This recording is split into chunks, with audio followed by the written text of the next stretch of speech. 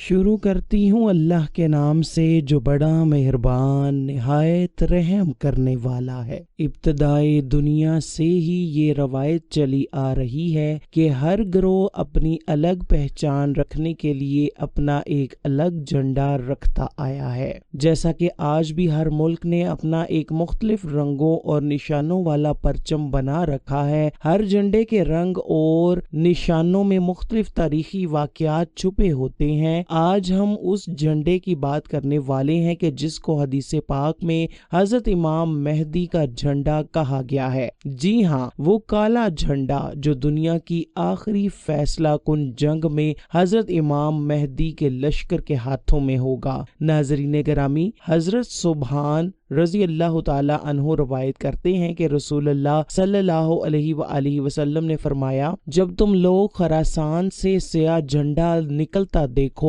तो उस लश्कर में जरूर शामिल हो जाना, चाहे तुम्हें उसके लिए बर्फ पर पैदल सफर करना पड़े। नाज़रीन गिरामी, सवाल ये है कि खरासान कहाँ है? खरासान से निकले इस लश्कर की इतनी अहमियत क्यों है? उसके काले झंडे के नीचे इकट्ठे होने का नबी करीम ने क्यों हुक्म दिया है? इसी तरह की रवायत कुछ दूसरे अल्फाज के साथ हजरत अबू हुरैरा से भी है। वो रवायत करते हैं कि रसूल करीम ने फरमाया, खरासान से काले झंडे निकलेंगे, उन झंडों को कोई रोक नहीं सकेगा, यहाँ तक कि फलस्तीन के शहर एलिया में ये नस्ब किए जाएंगे। नाज़रीन गिरामी, मौजूदा ईरान में मौजूदा खरासान नामी एक इलाका मौजूद है, जहां पहले जमाने में अफगानिस्तान की सरजमीन को खरासान कहा जाता था। खरासान उस वक्त एक वसी इलाका था जिसमें निशापुर, मोरू, बलख उसके दारुल हुकूमत रहे हैं। खरासान अफगानिस्तान, ईरान, मौजूदा पाकिस्तान और वस्त एशिया रियासतों तक फैला हुआ था। यानी ये तो साफ जाहिर है कि ईरान, अफगानिस्तान और पाकिस्तान यानी वस्त एशियाई ममालिक से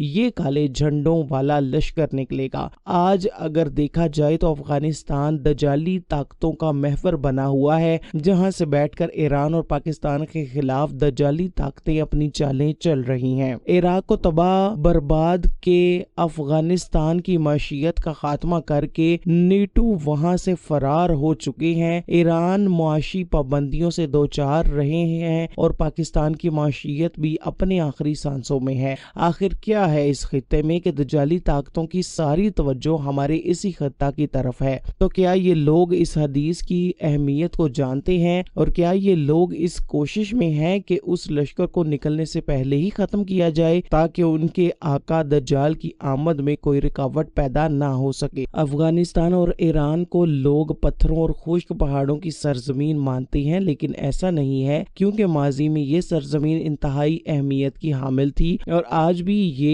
दुनिया का वो खित्ता है जिसे आज तक कोई बाहर की ताकत फतह ना कर सकी। ये खित्ता कई अजीम शख्सियात के हवाले से भी जाना जाता है। ये वो शख्सियात थी जिन्हें आम लोग अरब समझते हैं, जैसे इमाम अबू हनीफा के करीबी अफराद का ताल्लुक खरासान से था। इसी तरह इस्लाम और मगरबी दुनिया के सबसे बड़े हकीम और तबीब अबू अली सीना का ताल्लुक बलख से था, जो खरासान का ही एक इलाका था, और मौलाना रूमी की पैदाइश भी बलख ही में हुई थी। मशहूर फलसफी अबू नसर फराबी का ताल्लुक अफगानिस्तान के सूबे फारियाब से था। 86 हिजरी में मशहूर इस्लामी जर्नैल कुतैबा बिन मुस्लिम ने खरासान को इस्लामी हुकूमत का हिस्सा बनाया और बाद की इस्लामी तारीख में ये खित्ता इंतहाई अहम रहा है। खैर, ये स्याह झंडों वाला लश्कर खरासान से निकलकर बातनी ताकतों से लड़ते लड़ते हजरत इमाम मेहदी के लश्कर में शामिल होगा और उनका हर अव्वल दस्ता बन जाएगा, जो तमाम दजाली कुव्वतों को खत्म करके दुनिया में इंसाफ और अमन का निजाम कायम करेंगे। नाज़रीन गिरामी, अहादीस नबवी और तारीखी किताबों में ग़ज़वा हिंद का बहुत चर्चा है, तो क्या काले झंडों वाला लश्कर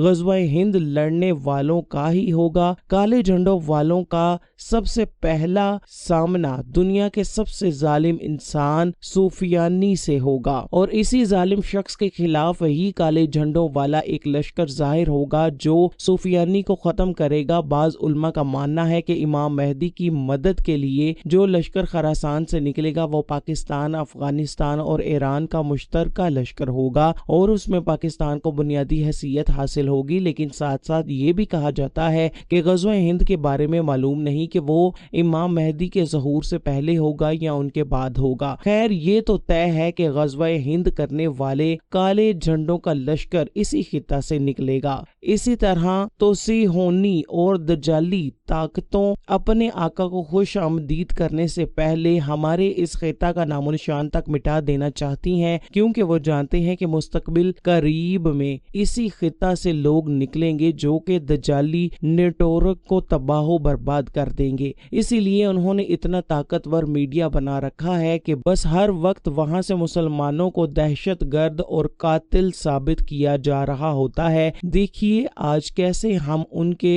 जाल में फंसते जा रहे हैं कि हर एक हाथ पे मोबाइल फोन तो है, लेकिन उसमें होने वाले सॉफ्टवेयर्स और एप्लीकेशन सारी की सारी दजाली नेटवर्क की हैं, जो हमें हर वक्त अपनी नजरों में रखे हुए हैं।